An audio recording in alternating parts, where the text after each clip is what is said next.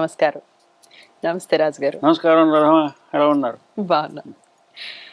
Green card వచ్చి జేబులో పెట్టుకొని ఒక కొత్త ఉత్సాహంతో చక్కగా పెట్టి సర్దుకొని అమెరికా బయలుదేరిపారు. అప్పుడు మీ అనుభవాల గురించి మాట్లాడుకుందాం ఇప్పుడు. తప్పకుండా. If you go back to those years, ఆ రోజుల్లో చాలాసార్లు మనం అనుకున్నట్టుగా కంప్యూటర్లు ఇవి లేవు కాబట్టి అసలు అమెరికా ఎలా ఉంటుంది అంటే కేవలం హాలీవుడ్ సినిమాలే. సినిమాల్లో ఎలా ఉంటుందో చూడడం తప్పితే అమెరికా మరి ఏ విధంగానూ మనకి ఏమీ అసలు ఇదేం లేదు. ఎవరో అనేవారు, ఈ హాలీవుడ్ సినిమాలు చూస్తే మనకి సినిమా అర్థమైపోతుందిరా, అందరూ అలాగే ఎక్కడ పడితే అక్కడ ముద్దులెట్టేసుకుంటూ అలా తిరుగుతుంటారా అనుకున్నాను. అయినా నేను ఒరే అలా ఎలా ఉంటారా, అది సినిమా, అది మర్చిపోకు నువ్వు. వాళ్ళు అలా ఉంటారు, దేశం అంతా అలా ఉంటుంది అనుకుంటే వాళ్ళు మన సినిమాలు చూస్తే మనం ఇలాగే మన కృష్ణ గారి లాగా వాళ్ళలాగా చుట్టూ చుట్టూ తిరుగుతూ గోటు పడుకుంటూ ఉంటారు వాళ్ళు అనుకుంటారు మన గురించి. సో సినిమాలు రిప్రజెంటేటివ్ కాదు అని వాళ్ళతో ఆర్గ్యూ చేసేవాడిని. సరిగ్గా అలాగే సినిమాల్లో చూసిన ఇది వేరు, నిజంగా అక్కడికి వెళ్ళగానే చూసి ఇది వేరు. మీ ఫస్ట్ ఇంప్రెషన్ మీకు ఏమిటనిపించింది అమెరికా చూసే? ఫస్ట్ ఇంప్రెషన్ ఏమిటంటే ఇంత నిశ్శబ్దంగా ఉంది ఈ దేశం. శబ్దం లేకపోవడం అనేది ఫస్ట్ టైం మనం హిమాలయాలకు వెళ్తే కనపడుతుందేమో తప్ప ఒక జనం ఒక గోల, ఒక హోరు మనకు అలవాటు అయిపోయింది చెవులకి. అంటే ఇప్పటికి కూడా అమెరికా నుంచి ఇలా దిగ్గానే నీయే వచ్చామని ఎలా తెలుస్తుంది అంటే హార్న్ పెంగిని కొడుతూ ఉంటుంది ఎక్కడో. ఆ శబ్దం వినపడుతుంది. అమెరికాలో దిగ్గానే అసలు నిశ్శబ్దంగా ఉంటుంది అన్నమాట దేశం. అది ఫస్ట్ ఇంప్రెషన్. అది ఆ తర్వాత వీధిలో లైట్లు, మన వీధి లైట్లు ఒకలా ఉంటాయి, వాళ్ళకి అప్పుడే ఎల్ఈడి టైప్ ఒక రకమైన ఎల్లో షేడ్తో స్ట్రీట్ లైట్స్ ఉండేవి. అంటే మన పెట్రోమాక్స్ లైట్ల టైప్ కాదు, పెట్రోమాక్స్ లైట్కు ఇలా ఈ లైట్లాగా బ్రైట్గా ఉంటాయి, అవి అలా ఉండవు. ఎల్ఈడి లైట్స్ లాగా కొంచెం మిణుకుమంటూ దారి కనపడుతూ ఉంటుంది. బట్ సేమ్ టైం నీ కళ్ళ మీద గట్టిగా మరి పెద్దగా ఉండే లైట్లు కావు. సో ఇంత ఎల్లో లైట్లు, ఇంత చిన్న లైట్లో వీళ్ళు ఎలా ట్రావెల్ చేస్తారా అని అంటే అలవాటు అయితే కానీ తెలియదు. అది తర్వాత చికాగోలో ముఖ్యంగా చాలా ప్లాంట్ సిటీ. మనం బొంబాయి కళ్ళతో చూస్తే కాకినాడలో ఇళ్ళన్నీ చిన్నగా కనపడేవి. ఫస్ట్ టైం బొంబాయి నుంచి కాకినాడ వెళ్ళినప్పుడు బొంబాయిలో ఇంత అంతస్తులు ఉంటే కాకినాడలో ఇలా ఉండేవి అనమాట. అదే బొంబాయి నుంచి షికాగో వెళ్ళినప్పుడు అక్కడ ఇల్లు ఇలా కనపడేవి. అంటే సినారియో మారుతుంది, ల్యాండ్స్కేప్ మారుతుంది. తర్వాత గాలి మనకు తెలీదు. అక్కడ వెళ్తే కానీ, అమెరికా వెళ్తేనే కానీ పరిశుభ్రమైన గాలి ఎలా ఉంటుందో మనకు తెలియదు. బొంబాయిలో కానీ కాకినాడలో కానీ ఎక్కడికి వెళ్ళినా కూడా మనకి అన్ని వాసనలు కలిసిపోయి ఉంటాయి. మనకి పొల్యూషన్, డస్ట్ అను, మరోటను మనకి ఆ తేడా తెలీదు. అక్కడికి వెళ్తే అసలు ఏ విధమైన దుర్వాసన ఉండదు, ఎక్కడ దుమ్ము అవి కూడా ఏమి ఉండదు. అసలు రోడ్డు మీద అసలు ఒక నెంబర్ 1 మనిషి కనపడ్డు, నెంబర్ 2 ఎక్కడో ఒక అయితే మొక్క కనపడదు. అసలు చాలా ఆశ్చర్యం వస్తుంది అనమాట. ఫస్ట్ 3 ఇప్పటికి కూడా కొంతమంది ఆశ్చర్యపోయే వాళ్ళు ఉంటారు. అలా అంటే అప్పుడు ఖచ్చితం, అసలు అనుమానం ఏం లేదు అసలు.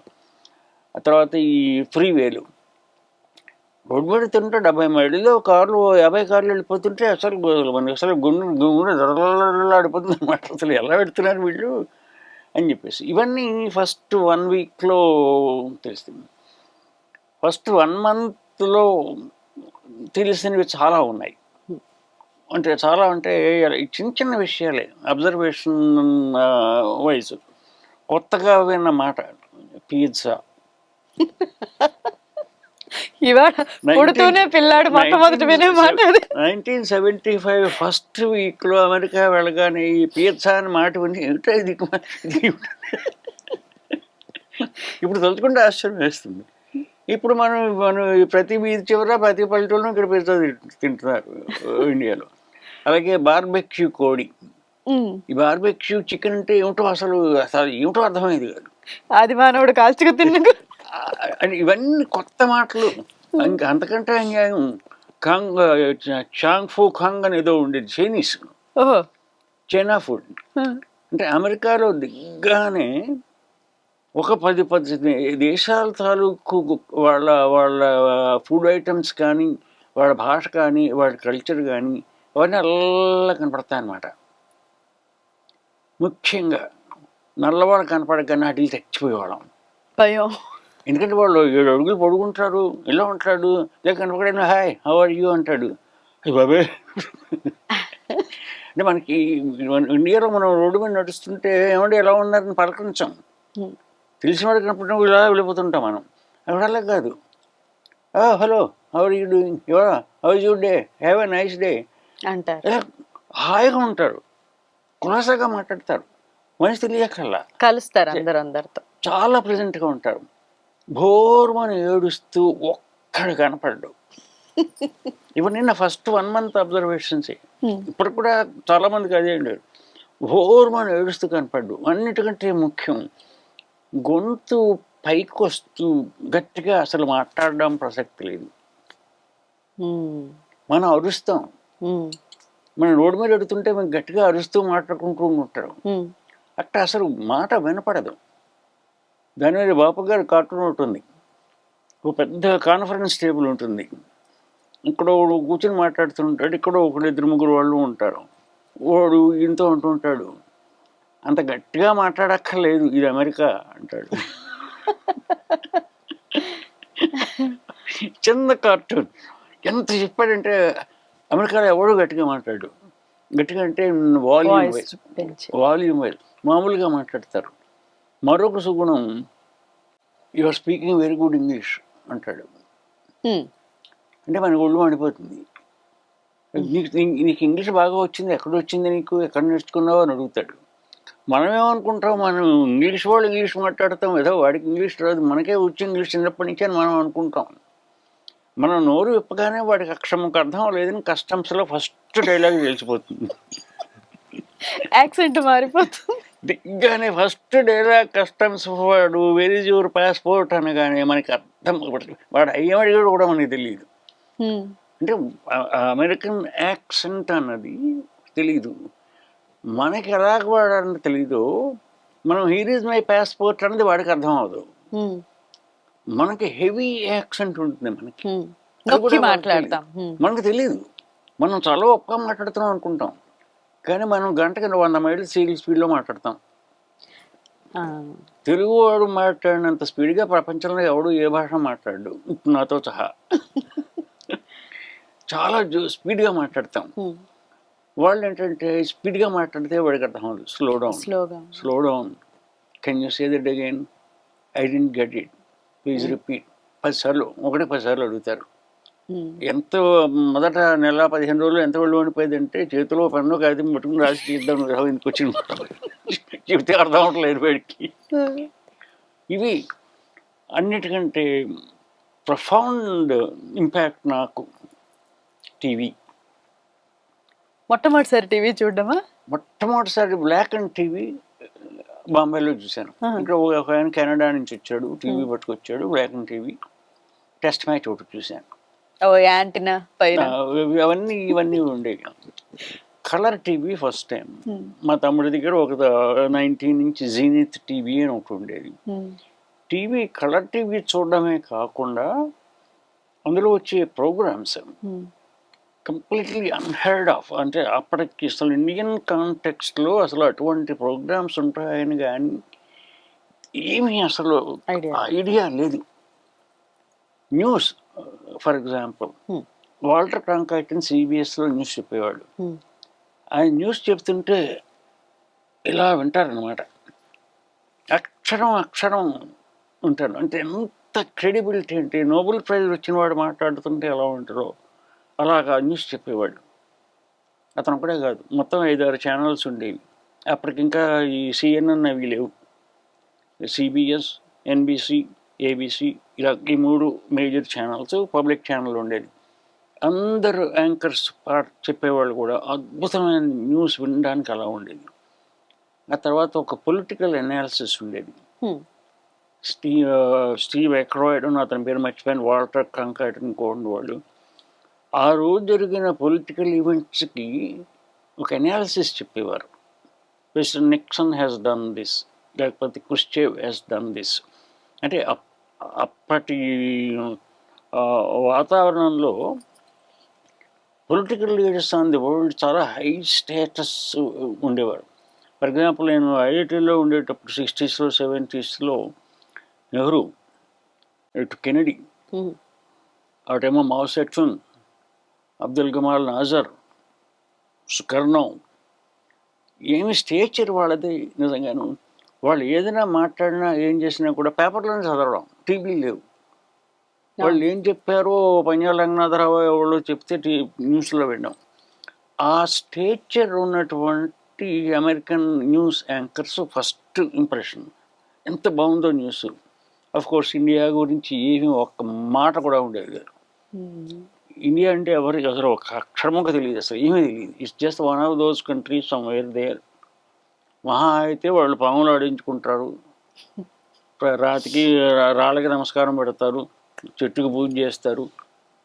కంప్లీట్లీ యాంటై వ్యవహారం ఎంత తెలిసేది కాదు ఆ రోజుల్లో. తర్వాత నైట్ టైము టాక్ షోస్ ఉండేవి, ముఖ్యంగా జానీ కార్సన్ షో అని. విపరీతంగా ఇంప్రెస్ అయ్యాను నాతో. ఎందుకు ఇంప్రెస్ అంటే అది స్టాండప్ కామెడీ. వచ్చి ఒక 10 నిమిషాలు బ్రహ్మాండమైన జోకులు వేస్తాడు. ఆ జోకులన్నీ కూడాను అమెరికా ప్రెసిడెంట్ మీద వేళాకోవడం తిట్టుతున్నాను. అడిగినా అడిగిపోయేవాడిని, అది ప్రెసిడెంట్ తిట్టువాడిని అరెస్ట్ చేయరేంటి? మనకు ఇండియాలో నెహ్రూ గారిని తిట్టుకోడు, గాంధీ గారిని తిట్టుకోడు, జైల్లో పోతావు నెక్స్ట్ డే అని. ఈ రోజుల్లో కాదు, ఆ రోజుల్లో మాట. ఆ దగ్గర నుంచి ఆ American slang, American sense of humour, వాళ్ళ డైలాగ్ డెలివరీ, టైమింగ్ అక్కడ అబ్జర్వ్ అవుతుంది అమెరికా. ప్లస్ షోస్ ఉండేవి, all in the family, the Jeffersons, Samson and son, Mary Tyler Moore, I love Lucy. Absolutely wonderful shows. ఇప్పటికి కూడా చూసినా కూడా wonderful shows. వాటిల్లోంచి అసలు America అర్థమవుతుంది అన్నమాట. అమెరికా ఒక ఫ్యామిలీ ఎలా ఉంటుంది, ఎలా మాట్లాడుకుంటారు, ఎంత సెన్స్ ఆఫ్ హ్యూమర్ ఉంటుంది, ఎంత కలిసి ఉంటారు, ఎంత విడిపోతారు, ఇవన్నీ కూడా టీవీలోంచి అబ్జర్వ్ చేసుకున్నాను.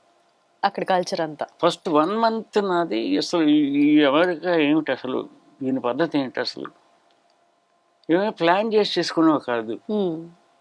జస్ట్ కూర్చుని ఫస్ట్ 1 monthలో వాట్ ఈస్ దిస్ అమెరికా అని నేర్చుకోవడానికి ఇవన్నీ టూల్స్. అలా అమెరికా నాకు అర్థమైందని అనుకుంటున్నాను. ఇప్పటికీ అర్థం అవ్వాలి, అది వేరే సంగతి. But first 1 month intense course. మరి తర్వాత మీ తమ్ముడు కాకుండా అక్కడ మీకు ఎవరైనా స్నేహితులు అయ్యారా? అయ్యారు. ఎలా ఎవరెవరు పరిచయాలు అయ్యారు?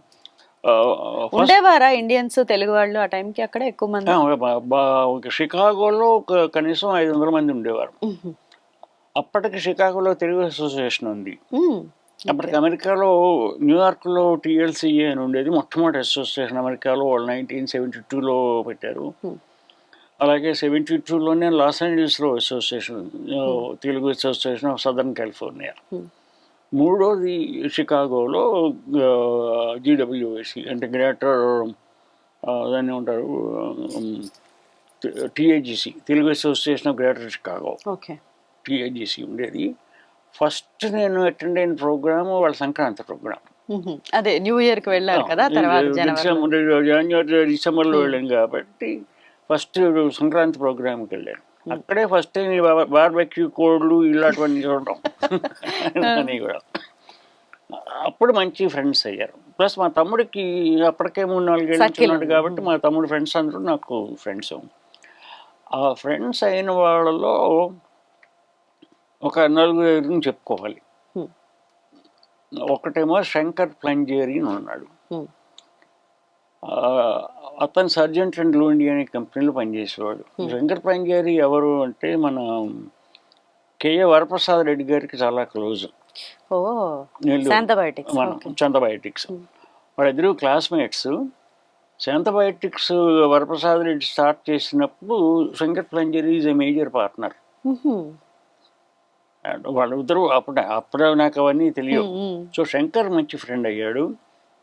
అలాగే ఏమని శాస్త్రిని అతని తమ్ముడు రఘువని వీళ్ళిద్దరూ నాకు కాకినాడ ఇంకాళ్ళు జూనియర్స్, కానీ నాకు తెలియదు వాడు. తర్వాత బసంత్ పట్నాయక్ అని ఉండేవాడు.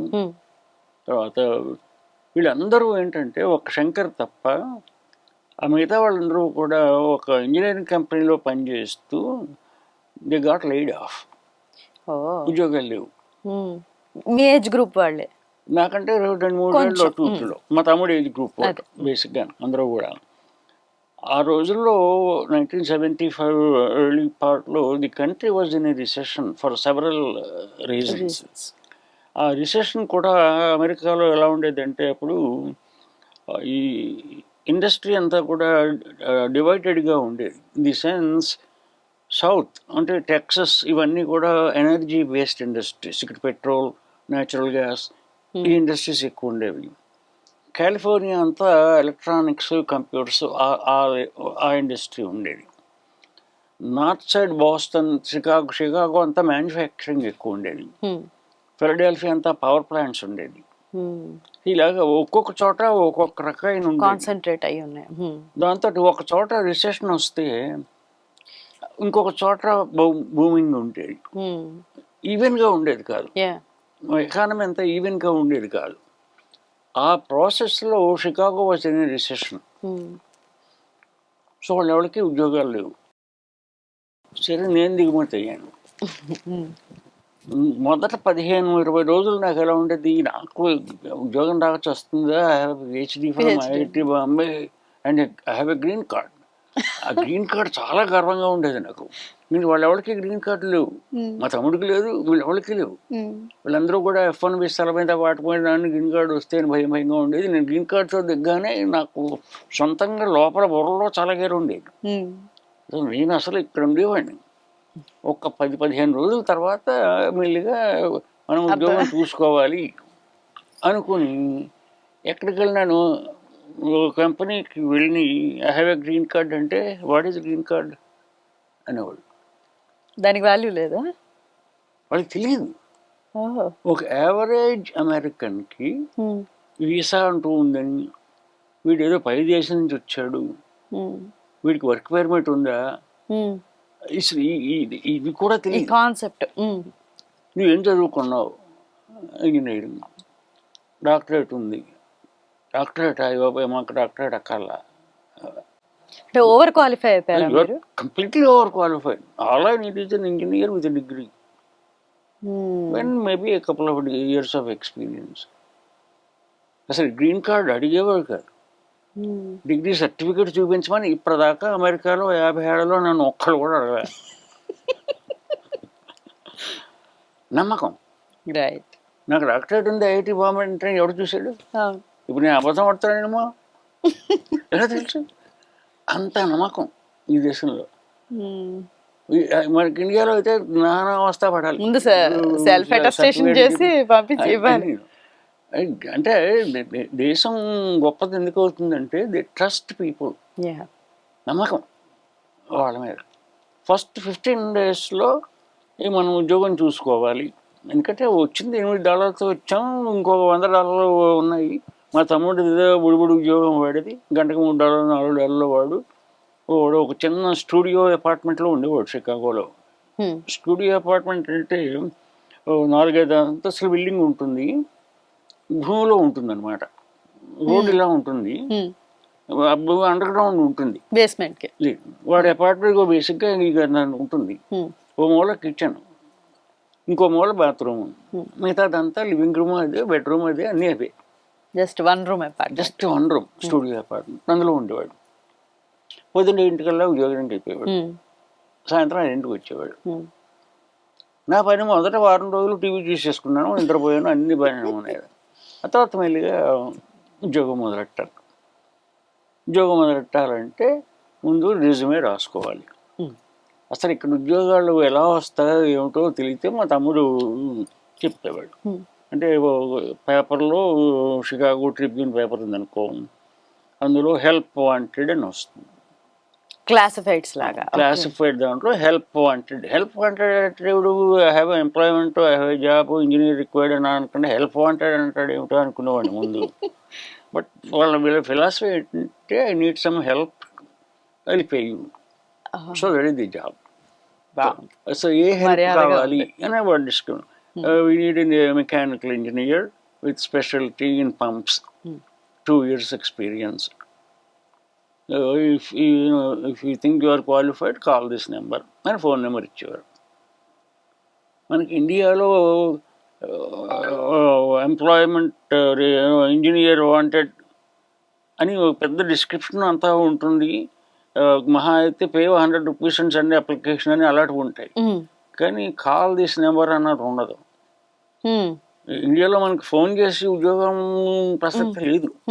ఇలాంటివన్నీ అప్పుడు ఆశ్చర్యం అన్నమాట నాకు. ఇది ఏంటి ఇలా ఉంది ఇక్కడ వ్యవహారం ఇది అని ఫోన్ చేస్తే ఎవడో ఆన్సర్ చేసేవారు, ఏదో చెప్పేవారు, పని ఉంది. అలా హెల్ప్ వాంటెడ్ అని చూసి ఒక్క పేపర్ చూస్తే చాలదు. మనకి అమెరికా వచ్చిన తర్వాత ఎక్కడికైనా ఒకటే, షికాగో అనే కళ ఏ ప్రాంతం అక్కడ విపరీతమైన చలికాలం అని చేత మా తమ్ముడు ఆఫీస్కి వెళ్ళిపోగానే నేను ఇవన్నీ వేసుకుని బట్టలు, టోపికలు, గిప్పిళ్ళు అన్ని, స్వెటర్లు అన్నీ 0 degrees టెంపరేచర్ పైన. మా తమ్ముడు అపార్ట్మెంట్ పక్కనే బస్ స్టాండ్ ఉంటే అక్కడ నుంచుంటే 8:12కి బస్సు వస్తుంది అని దాంట్లో ఉంటే 8:12కి వచ్చేది. టైం అంటే టైం మన 8:12కి అక్కడ ఉంటుంది అది ఆ బస్సు. అది ఎక్కేవి. అది నియరెస్ట్ హార్వుడ్ హైట్స్ అని స్టేషన్కి వెళ్ళి సబ్వే తీసుకుని డౌన్ టౌన్ షికాగో వెళ్ళి అక్కడ ట్రైన్ మారి station number 33 Illinois institute of technology అని ఐఐటి షికాగో అక్కడ దిగేవాడిని. అంత దూరం వెళ్ళడానికి కారణం ఏంటంటే ఐఐటి షికాగో లైబ్రరీలో New York times, Los Angeles times ఇలాగ అన్ని పెద్ద నగరాల పేపర్లు అన్నీ వస్తాయి. ఓకే. అందులోను ప్రతిదీ వారం వీకెండ్ మటుకు హెల్ప్ వాంటెడ్ యాడ్స్ అన్నీ వస్తాయి. సో వెళ్ళి ప్రతి నగరం, ఫిలడెల్ఫియా దగ్గర నుంచి, చికాగో నుంచి, పిట్స్బర్గ్ దగ్గర నుంచి, న్యూయార్క్ మొత్తం, శాన్ ఫ్రాన్సిస్కో అన్ని ప్రతి పేపర్ తీసుకుని నా క్వాలిఫికేషన్స్కి సరిపోయింది. జిరాక్స్లు ఉండేవి కాదు, ఒక మెషిన్ ఉండేది. కాగితానికి 5 పైసలు ఎంతో ఛార్జ్ చేసేవారు. అంటే అది నోట్బుక్ పట్టుకుని రాసేసుకునేవాడిని.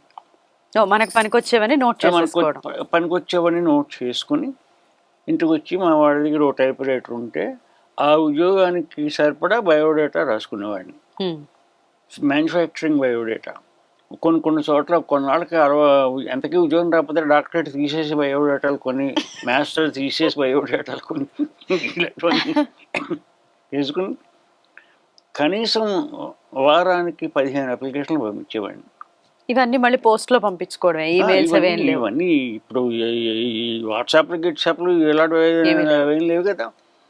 వాటిని కవర్ లెటర్ టైప్ కొట్టి రెజ్యూమే అటు చేసి అనులోపులు కొని అనులోపులో పెట్టి మా వాడింటికి 1 మైలున్నర 2 మైళ్ళు దూరంలో పోస్ట్ ఆఫీస్ ఉండేది. ఈ చలిలోనే పోస్ట్ ఆఫీస్కి వెళ్ళి అక్కడ స్టాంపులు కొని అతికించి ఇచ్చేవాడిని. అందులో ఒక నల్ల అమ్మాయి పనిచేసేది. నన్ను ఒక 2 వారాలు ప్రతి వారం వచ్చి నేను ఒక 20-50 అప్లికేషన్లు పంపించడం చూసి అమ్మాయి పవన్ జాయిలు పడి, నువ్వు ఎక్కడి నుంచి వస్తున్నావు, నడిచి వస్తున్నావు కదా రోజును, నేను పికప్ చేసుకుంటాను, నేను డ్రాప్ చేస్తాను నేను అని చెప్పి ఆ అమ్మాయి వచ్చి నన్ను ఆ టైం చెప్పి నాకు ఆ టైంకి నేను అపార్ట్మెంట్ బయటకు వస్తే తను వచ్చి పికప్ చేసుకుని పోస్ట్ ఆఫీస్ తీసుకెళ్ళి అవన్నీ మెయిల్ చేసి డ్రాప్ చేసేసినాను. అంటే another example of how nice ordinary person. అమ్మాయికి నాకు ఏమీ సంబంధంలా, ఎక్కడ సాటి వాళ్ళకి సాయం చేసుకునే గుణం అది వాళ్ళది. Simple helping nature. నువ్వు 2 మైళ్ళు నువ్వు నడిచి వస్తున్నావు రోజును, it's not good for you.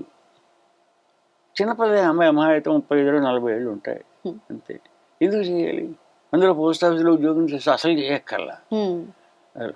ఈ రోజుల్లో చేస్తారనుకోను, బట్ ఆ రోజుల్లో అలా అలా ఉండేవారు. ఉండేవారు. సో అలాగా అప్లికేషన్ల మీద అప్లికేషన్ అలాగా పడేస్తూ ఉన్నాను. ఓ రోజుని ఎవడో పిలిచాడు. Hmm. పిలిచి can you come for an interview job అప్లికేషన్స్లో. ఎక్కడ అంటే అరోరా ఇలినాయ్. అది ఒక మా తమ్ముడు నుండి చోటుకి 60 మైళ్ళు దూరం. చికాగోలోనే కొంచెం షికాగోకి సబర్బ్ అరోరా, అది కూడా సిటీ. అంటే మన వాడు ఇంటర్వ్యూ పిలిచినాడు. మన్నాడు పొద్దున్న మా తమ్ముడు 5ంటికి లేచి నన్ను తీసుకుని 60 మైళ్ళు డ్రైవ్ చేసి ఇంటర్వ్యూ చేశాడు. వాడు ఇంటర్వ్యూ చేశాడు. ఇంటర్వ్యూ ఉద్యోగం ఏమిటో ఇవన్నీ చెప్పాడు. అన్నీ చెప్పిన తర్వాత మా తమ్ముడేమో వెళ్ళిపోయాడు, నన్ను డ్రాప్ చేసి వెళ్ళిపోయాడు వాడు ఉద్యోగానికి. సాయంత్రం 4ంటికి వచ్చాడు. వాడు వచ్చే టైంకి ఈ బాస్ గారు ఏం చేశాడంటే మొత్తం ఇంటర్వ్యూ చేసి మొత్తం అంతా చేసి ఫైనల్లీ ఈ said okay will offer you A job $18,000 a year. అయ్యి బాబు $18,000 అనగానే అసలు 8 ఏళ్లతో వచ్చిన వాడికి 18 అంటే మంచి హై లెవెల్లో మా తమ్ముడు వచ్చాడు, ఉద్యోగం వచ్చింది అనగానే ఓ వెరీ గుడ్, చాలా నైస్ అనేసి మళ్ళీ ఇంటికి వచ్చి మర్నాడు జాయిన్ అవ్వాలి నేను. మర్నాడు పొద్దున్న మళ్ళీ నన్ను డ్రాప్ చేశాడు. సో ఆ రోజంతా అసలు ఉద్యోగం ఏంటో వ్యవహారం అంతా అడిగి చూసాము. సాయంత్రం మళ్ళీ మా తమ్ముడు వచ్చాడు.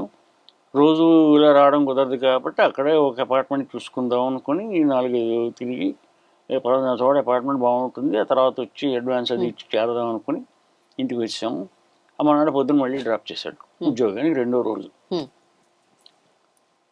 రెండో రోజు డ్రాప్ చేసిన తర్వాత ఒక గంటన్నర సుమారు 10 గంటలకి మా బాస్ కమిన్ అన్నాడు. నా ఆఫీసులో నేను కూర్చుంటే వాడు వాళ్ళే వస్తారు.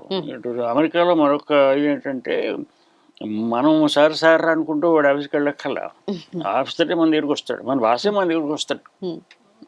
వచ్చి can I talk to you అన్నాడు. ఎస్ కూర్చున్నాడు. కూర్చొని sorry we have to let's you go అన్నాడు.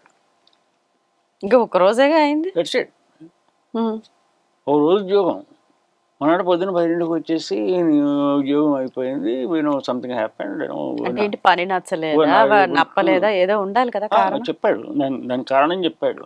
వాళ్ళ కారణం ఏంటంటే వాళ్ళు it's a distributing company for fluid power components, pumps, fittings, valves ఇవన్నీ. వాళ్ళు ఏంటంటే ఒక చిన్న మ్యానుఫ్యాక్చరింగ్ కాంట్రాక్ట్కి వాళ్ళు అప్లై చేశారు. అప్లై చేసినప్పుడు అందులో ఒక స్టిపులేషన్ ఏమిటంటే they have to have a degreed engineer on their staff. ఒక డిగ్రీ ఉన్న ఒక ఇంజనీర్ స్టాఫ్లో ఉండాలన్నమాట దానికి. సో దానికోసం నన్ను హైర్ చేశారు. నన్ను హైర్ చేస్తే అప్లై చేశారు. అప్లై చేసిన తర్వాత ఆ రోజు రాత్రే వాళ్ళకి ఇన్ఫర్మేషన్ వచ్చింది that they last the contract. Okay, ఇంకా అప్పుడు మిమ్మల్ని పెట్టుకుని ప్రయోజనం లేదు. అక్కర్లా. పొద్దున పచ్చుకు అక్కడ నాకు ఆశ్చర్యం ఏం చేసిందంటే here is your severance pay అని ఒక కవర్ చేతిలో పెట్టాడు. ఒక రోజు పని చేశా, లేదు జస్ట్ ఓ రోజు ఆఫీస్కి వెళ్ళా. ఆ severance pay 15 days pay minimum. అంటే ఏడాదికి 18,000 చొప్పున 15 రోజులకి ఎంత శాలరీ వస్తుందో క్యాలిక్యులేట్ సుమారు 750 డిడక్షన్స్ చేసి ఆ చేతిలో పెడితే నన్ను ఎడవాలన్న వాళ్ళో తెలియ మనకి. ఒక రోజులో అంత వచ్చేసారు. It's not a reasonable amount. $450, $500 check అది. ఉద్యోగం అయిపోయింది. ఆఫీసులో కూర్చోడానికి వీల్లేదు. మా తమ్ముడు వెళ్ళిపోయాడు చలి. సో పైన వరండాలో కూర్చున్నా సాయంత్రం వరకు ఈ చెక్కు చూసుకుంటూ. సాయంత్రం 4ంటికి మా తమ్ముడు వచ్చాడు. పదరా అపార్ట్మెంట్ కన్నా, అపార్ట్మెంట్ లేదు, గడిగుడ్డు లేదు, ఇంటికి పద, దీనికి సుల్తాన్ అయిపోయింది మన భాగం అనేసి. అంటే అప్పుడు నాకు అమెరికా మళ్ళీ అర్థమైంది అక్కడ. ఎందుకు అర్థమైందంటే వాళ్ళు ఉద్యోగం ఎంత సింపుల్గా, ఏ విధమైనటువంటి విపరీత ఆంక్షలు ఏమీ పెట్టకుండా ఇచ్చారు.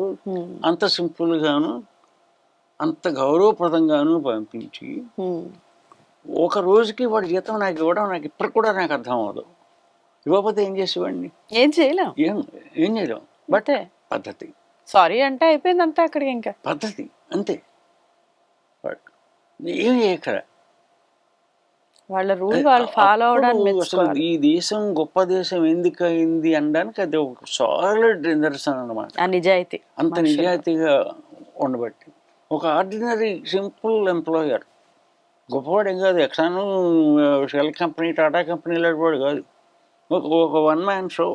వాడు పెళ్ళాము 2-3 ఎంప్లాయీస్ అందరూ కలిపి, వాడు కూడా ఒక పైసా కక్కుర్తి పడకుండా నాకు పెట్టిన కష్టానికి ఒకరోజు నా చేత పని చేయించుకున్నందుకు $40-50 నా చేతిలో పెట్టాడంటే జోహార్ అనుకున్నాను.